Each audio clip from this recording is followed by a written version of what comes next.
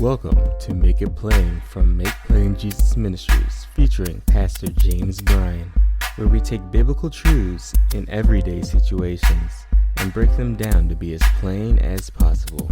So, stay tuned and enjoy the broadcast. Welcome to the latest episode of Make It Plain. I'm your host, James Bryan, and we have another period of time that we want to just discuss a topic with you. And I want to focus right now on this topic called winning and losing. Winning and losing.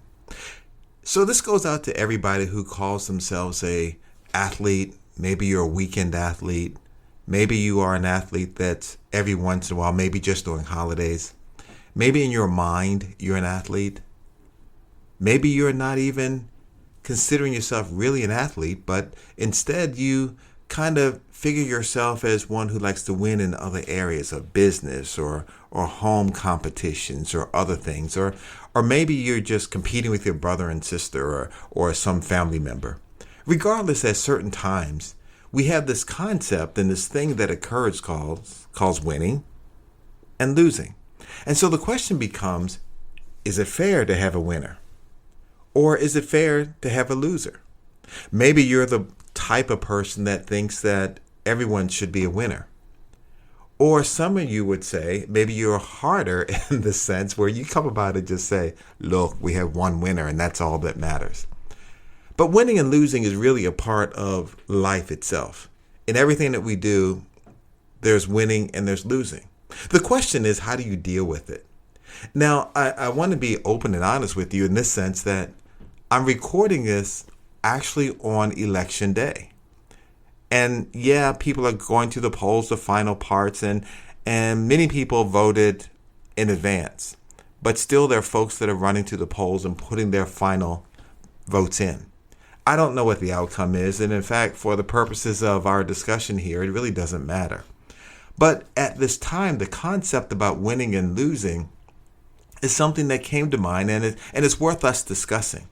And so by the time you hear this, the election will be decided. But the concept of how you deal with winning and losing will be with you throughout your whole life. And even history talks about how people react to winning and losing. So how do you deal with that? Whether you're an athlete or not, whether you're a competitive person or maybe not so much, how do you deal with that? When I was coming through school, we all had what we call gym class. And I know now some schools do have it, but maybe not every day. We had it every day.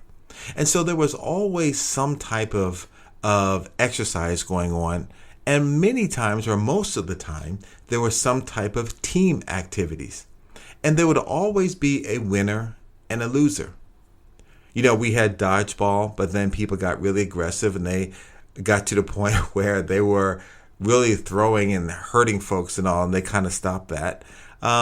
Then you had other types of activities, whether it was basketball or the tug of war, or just name it. There were different types of things that were done during the physical education class as teams and individuals, and they were usually winners for the day. Not everyone got a big trophy. Not everyone got a medal. But at the end of that day, it was Team A won or Team B won. And so you had winners and losers. And throughout all of the growing up process, this whole concept of winning and losing was ingrained in people's lives. And then by the time, or the expectation is, by the time a person became an adult, they kind of figured out how to process winning and losing. You know, at times now when I look around, I don't know that people process winning and losing the same. And so the question right now is, how do you deal with that? How do you handle it? Some people, when they go through life and they are winning or they've won some things, they let everyone know it. Yeah, I won. And they're telling everyone. They make chants about they won. They go to their competitors and stand in their faces and talk about how they won. And they brag about it a lot. On the flip side, there are some who have lost several times, and they just put their head down and walk away or try to walk away. And then there's some that when they lose, they let their emotions get the best of them And because the competition is over and they didn't win, then it translates into some retaliatory type activity outside the bounds of that particular competition. Where do you fall in there, in that scenario? The winner that's very boisterous, or a winner that's gracious, or a loser that, just takes the loss and keeps moving, or a loser that is resentful of the loss and begins to take it out in other means. I think from our perspective in this whole understanding that even though everybody on this earth is not the same, we all have to live on this earth, right? And so in all of that, we have to understand how to win and how to deal with losing. Everybody will lose at points in their life. No one wins everything. But then unless someone chooses to, they don't lose every time, they win. And so understanding this simple concept that, everyone experiences losing, everyone experiences winning, it's important to think about how you handle those situations. Now, let me back up for a minute and think about this. For anyone that's ever been in any type of competition, you realize that right before the competition, your nerves are just jumping all over. And that's part of anticipating what's about to happen. And then sometimes what happens, those that compete the best can manage that aspect of the jitteriness or the nerves that are jumping and make it such that they use it for the propelling of them to victory. Others let nerves get total control over them so that they can't function up to their standard. And so when that happens, at times they may lose, but it's based upon their own ability to manage some of the emotional aspects that are inside of them. I want you to think about this for a minute because really, yes, we want everyone to be a winner, but we also want you to understand that when you don't win, that doesn't mean that you are categorized as a loser. You may have lost that competition, or you may have lost that round of whatever it might be, but that doesn't define you as a person. Because you win, you need to understand how to really win. So first of all, even in Scripture, in the Bible, they talk about competition. The words or verses talk about and reference the competition that exists. Even the Apostle Paul spoke about it. And so there's a part where he likened the whole Christian walk to a race. And when you think about it from that perspective, you're like, okay, I get it. In 2 Timothy chapter 2, you can read that. But he talks about that anyone who competes as an athlete does not receive the victor's crown except by competing according to the rules. Well, first of all, when you're competing, you do need to know what the rules are, right? Whether I'm talking from a faith Christian perspective or even just a practical perspective for anyone. You have to understand what the rules of the competition are. And then to be a legitimate winner, you have to compete according to those rules. Now, you might have to know the rules inside and out and maybe better than your competition, and that propels you to win more often than not. But understanding that is a good guideline so that you can go through and make sure that you are now efficiently winning, you're efficiently competing. Beyond that, you have to understand something else. Whether it's competing with someone to buy this next house because the housing market is so tight, you got to figure out how to make your bid the winning bid, or whether it's just competing such that you train your child so that they can compete for that position on the orchestra or whatever that particular activity is, you have to understand those rules. Now, when you win or when someone wins, there's nothing better than a gracious winner. And what does that mean? Well, it's okay to be excited, jump up and down, and do all those other things that show emotion because, that's what the person has won. That's okay. But you have to realize that how you treat the others who were not as successful matters. Those that were in the competition that made it to the point that they could even compete, treat them well. Even if you win the majority of the time, treat them well because they're still giving their all. They're still in the race. One slip up by you would mean that maybe they would win. But also keep in mind that at some point in time, whether it's this competition or another, you're going to lose also. And people will remember how you won and how you treated them. Because in return, they'll treat you the same way. And so you think about it, being a gracious winner matters. And then there are those who will win and they're not gracious at all. And they rub it in the face of everyone else. They exalt themselves as being better than anyone else, and they won't stop talking about it. Some people like it and saying that's bravado and all, but it sometimes takes it too far, because if it means that you have to win and belittle everyone else, then that's a problem. Because eventually you won't win. And so what you need to do, what I need to do in every competition that we're in, we're doing it because we are enjoying that competition. We're allowed to compete in this. And we are at least seen as somebody that can actually compete against whoever is the favorite. So you look at it from that perspective. Now, those in politics at all different levels, doesn't matter whether you're blue or red or what have you, you can go down a list of many politicians that might win, but may or may not be gracious in their winning. Same thing with those who lose. See, losing itself is not necessarily a death sentence for someone. It is not a label that goes around with them all their life. Losing in that competition is for that competition, but that doesn't mean someone's a loser. So oftentimes, if you're able to compete and the people around you are just better, just enjoy that you're able to compete against them, that you are accomplished enough to be in the race or in the discussion, even though you may not be the one that wins. And so the way that you receive that is that you look at it and say, I'm in this competition now.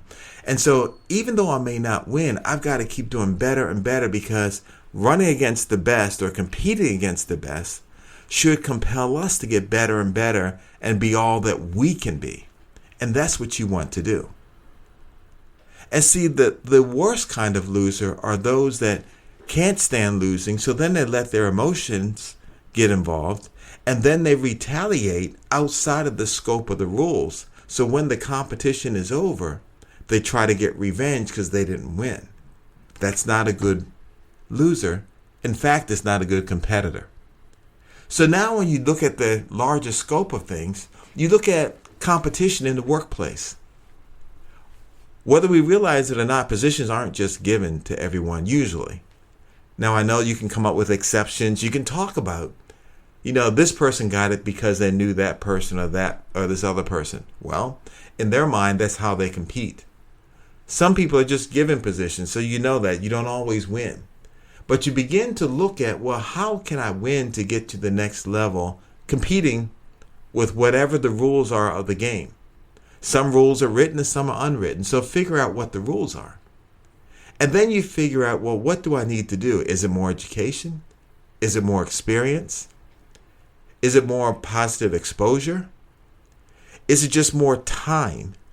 What is it that I need to do to continue to compete for the positions and things that I want and get farther and farther into the career destiny that I'm looking for? Think about it that way, not from a perspective of, I didn't get it, they didn't treat me fairly, and that may or may not be true. So then the question is, what can you do to compete even better? In this election time, I want you to think about winning and losing, because somebody's going to win and somebody's going to lose. And the thing about competition is, most of the time, especially on the scale of elections from a political perspective, is that they're physical people, they're people that are running for the positions, but there's a whole host of people that are supporting them. And their emotions are tied into that person. And so if that person wins, the person is excited, and so are the followers of those supporters that are around them.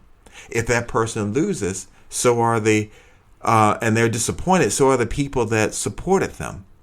Now the question becomes, how do you deal with that? Remember, we've been hinting toward and talking about competing according to the rules. So when you begin to compete in those things from a political perspective, you got to look at it and realize, well, how does it work? Well, people go and say what they want to say about their policies, say about what they will or won't do, at least at this point in time, although every president realizes that things change once they get in office, or every winner realizes that. So in that particular scenario, you begin to look at this and say, well, how do I deal with it? Well, I cast my votes. That's what the process says. I cast my votes. And then the process begins to run beyond that. And I know it gets more complicated than that from a presidential election perspective. But you cast your votes. So you make an informed decision, not an emotional one. You make an informed decision. It's your choice. You vote. Everybody else does the same. And then a winner comes out of that. Your person may not win. Okay. Well, the next thing that you do, well, how do I change it? Well, the next time the elections come around, you vote again. But in the meantime, you begin to, let others know or communicate or get involved in areas where people can communicate the message that you think is the right one. That's how you compete. And so in that case, sometimes you win, sometimes you lose. But you then take it through the process. Winners and losers are both respected if they compete well. And if they compete according to the rules or the guidelines. Competing well matters. It leaves an impression. It leaves an impression for others to follow. And so that's what we have to make sure that we understand. So because we win, it's a wonderful thing. It's a thing that we should always celebrate. If we don't, then it's okay also, but it doesn't define who we are.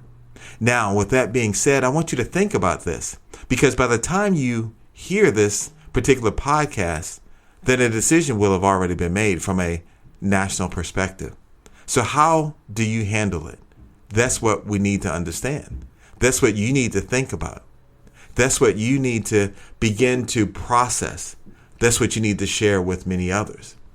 So maybe your candidate didn't win, but that doesn't mean life is over. Maybe you didn't win in whatever other competition you're in locally or within the job or within the community or maybe through some other avenue. But that's okay. Keep going, because competition will sharpen one another to go even higher and to get even better. You learn always. See, this is the last thing I'm going to give you and a good thing to understand. In the times of losing teaches. Losing teaches the things not to do. Losing teaches the things to improve upon. Losing focuses the mind on, now I know what I have to train for going forward. So don't let it be, I lost and everything is done. It's not that. It's not over like that. In the end, just remember, the Lord has everything in his hands. So trust in him and let him work things out so you can be all that he's designed you to be. Focus on that. Focus on what he's told you that you are. When you do that, you'll begin to see that things aren't gloomy. Yeah, you might have lost temporarily. It doesn't mean you've lost the entire race. You might have lost this particular leg of the relay, but it doesn't mean you've lost the race. You might have lost this quarter of the game, but you haven't lost the whole game. And so that's what you look at. So enjoy life. Make sure that these losing moments don't define you. And then after that, make sure that you continue to refine your focus, your training, refine your whole insight as to how to go forward, such that you can be the next winner, that you can win again. So hopefully that's helpful. Hopefully that gives you a perspective of how to look at life, the elections that we just have, and even everything else that's coming forward, that you'll learn how to be able to live life and not have so many highs and very lows. I want to clarify one thing. Just because you lose at one time, it's okay to be upset a little bit within the confines of doing it. But then again, as I just mentioned, focus and refine your next steps in your training so you'll be ready for the next competition. And that way you can get higher and higher and better and see the results that you anticipate. So until next time, share this podcast with many others. Help them to really process their life.